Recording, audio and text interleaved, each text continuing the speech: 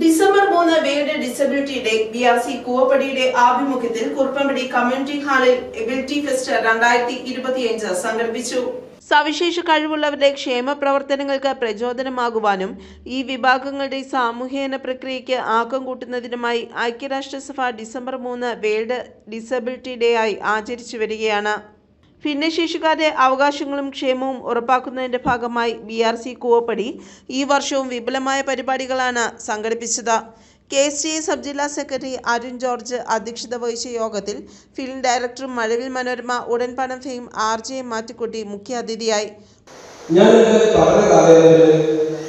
എനിക്ക് ഒരുപാട് നല്ല സുഹൃത്തുക്കൾ ഉണ്ടായിരുന്നു. ആ കൂട്ടത്തിൽ ഭിന്നശേഷി സുഹൃത്തുക്കളുണ്ടായിരുന്നത് എനിക്ക് വളരെ അഭിമാനത്തോടുകൂടി എനിക്ക് പറയാൻ പറ്റുന്ന ഒരു കാര്യം എന്ന് വെച്ചാൽ അവരുടെ കഴിവുകൾ കണ്ട് ഞാൻ അത്ഭുതപ്പെട്ടിട്ടുണ്ട് എന്നുള്ളത് തന്നെയാണ്. ഞാൻ മ്യൂസിക് കോളേജിൽ പഠിക്കുന്ന കാലത്ത് എനിക്ക് അവിടെ ഒരു സുഹൃത്തുണ്ടായിരുന്നു. അതിൻ്റെ പേര് സിജോ ആയിരുന്നു. പക്ഷെ അവർ തന്നെ വിളിച്ചുകൊണ്ടിരുന്നത് കൊമ്പൻ എന്നായിരുന്നു.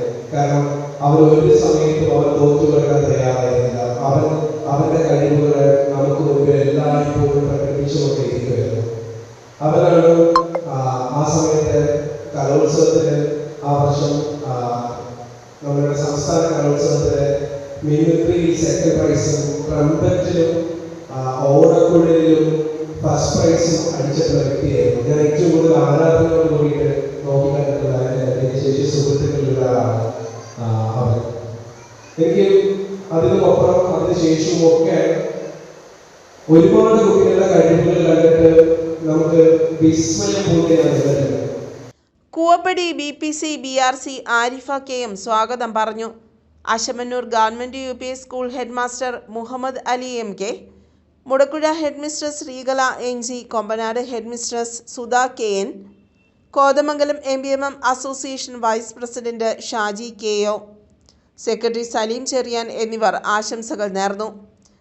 വിവിധ കലാകായിക മേളകളിൽ പങ്കെടുത്ത് വിജയികളായ പ്രത്യേക പരിഗണന അർഹിക്കുന്ന കുട്ടികളെ അനുമോദിച്ചു.